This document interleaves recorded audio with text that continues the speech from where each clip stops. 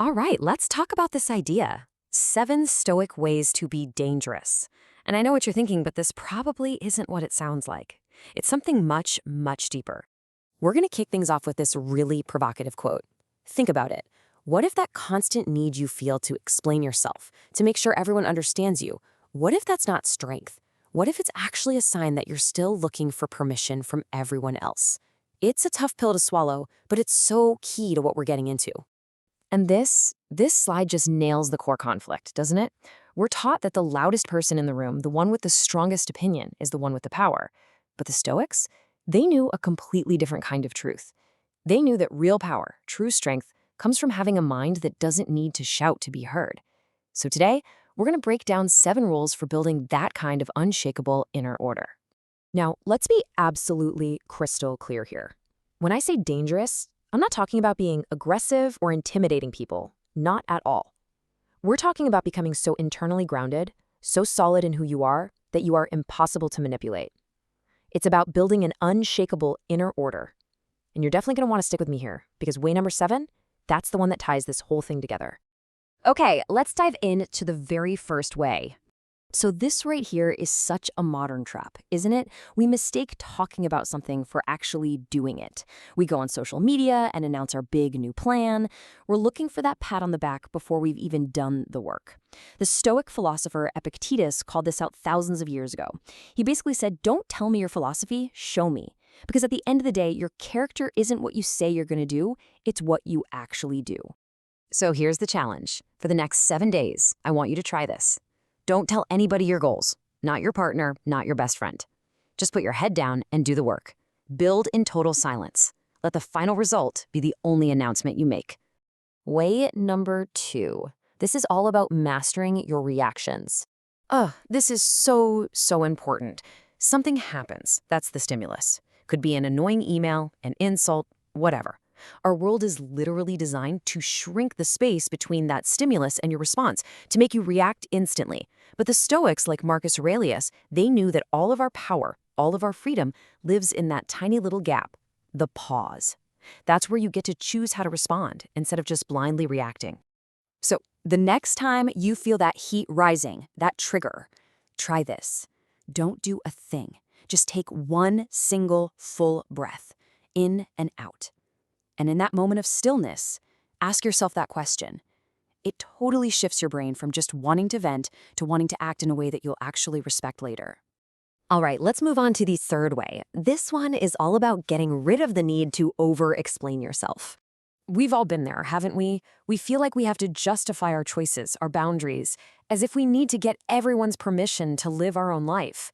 But the funny thing is, the more you explain, the weaker your position starts to sound. The Stoic philosopher Seneca taught that a wise person is guided by their own internal compass, not by popular opinion. Your life is not a debate you need to win. This is a total power move. Seriously, the next time someone questions a choice you've made, fight that urge to defend it. Just look at them calmly and say, this works for me. And then just be quiet. Let that silence hang in the air. It's incredibly powerful because it communicates that you're not looking for their approval. Number 4. This one is about what is maybe your most valuable resource, your focus. You know, a scattered mind just leads to a scattered life. It's that simple. And modern life feels like an all-out war on our ability to pay attention. But Marcus Aurelius believed that what we choose to focus on again and again literally shapes who we become. The bottom line is this: if you can control your focus, you can control the entire direction of your life. So how do you actually do that?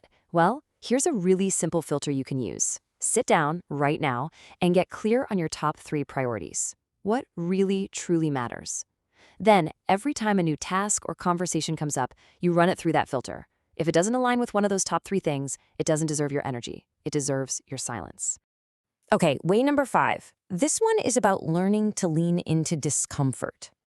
You know, our whole culture is obsessed with comfort.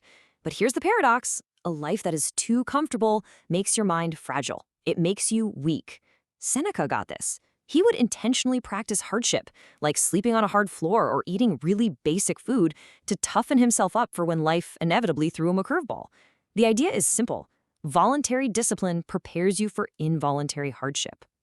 And you can start small with this. You don't have to go crazy. Just pick one small, deliberate thing that makes you uncomfortable today. Maybe it's a 30-second cold shower. Maybe it's finally making that difficult phone call you've been putting off. Or just waking up an hour earlier. You do it on purpose to build that muscle of resilience. Number 6, and this can be one of the hardest ones to actually practice, is about protecting your inner peace. So often, we keep draining toxic people in our lives because we feel guilty or because of some kind of misplaced loyalty. We don't want to seem like a bad person. But I want you to look at this reframe. Creating distance isn't about being angry or getting revenge. It is an act of integrity. It's you protecting what is most valuable, your own peace. So here's the rule of thumb. If being in a relationship with someone consistently forces you to go against your own core values, it's time to take a step back. And please remember this line, it's so important. Forgiveness does not require you to give them continued access to your life. And that brings us to the final way number 7. This is the key I promised you at the start. It's all about where you get your validation from. Just let that sink in for a second. This is the ultimate source of power. It's not about getting the world to respect you. It's about you respecting you. When your self-worth is built on your own character, on your own private actions, well, then what other people think, both the praise and the criticism, it just starts to lose its grip on you. And this is how you build that self-respect. Every single night before you go to sleep, you do this little silent review. No one else has to know about it. You just ask yourself those 2 simple questions. When you do this, you become your own judge. You stop looking outside for a report card because you're the one grading yourself. So, when you boil it all down, what does it mean to be dangerous in the Stoic sense? It's not about being loud, it's about being impossible to manipulate.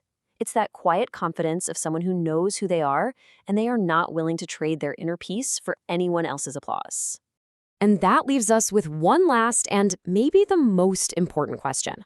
This isn't just some interesting philosophy to think about. These are tools to be used. So which one of these 7 ways are you going to choose to put into practice? Not tomorrow, not next week. Which one will you choose today? Because that is the only time and the only place that real change can ever